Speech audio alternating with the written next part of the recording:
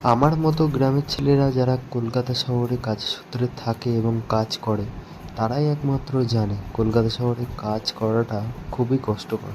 নমস্কার, আমি নবদ্বীপ কর্মকার। আমি নিভিয়া কোম্পানিতে মার্চেন্ডাইজিং করি। মার্চেন্ডাইজিংয়ের সঙ্গে সঙ্গে পড়াশুনোও করি। তো আজ যাচ্ছি সোজা বাগুইআটি। তো বাগুইআটি যাব, বাগুইআটি থেকে সোজা যাব কেষ্টপুর। আসলে কলকাতা শহরে গ্রামের ছেলেদের প্রথম প্রচুর অসুবিধা হয়। প্রথম না, আমার এখনও অসুবিধা হয়। আমি বিগত ৩-৪ মাস ধরে কাজ করছি, তারপরেও আমার এখনও অসুবিধা হয় রাস্তাঘাটে চিনতে কোন বাস কোথায় যাবে।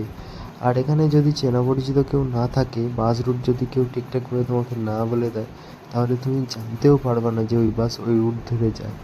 না হলে ফাও তোমার অটো ভাড়া দিয়ে ছোটোখাটো কাটা ভাড়া দিয়ে তোমাকে যেতে হবে।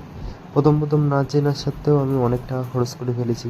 এখন যাচ্ছি আমার ভাগ্নেকে নিয়ে, আমার বাবা আসছে গ্রাম থেকে। তো আনতে বিধাননগর স্টেশন এসেছি, আমার বাবাকে নিয়ে যাচ্ছি। সঙ্গে অনেক কিছু নিয়ে এসছে গ্রাম থেকে।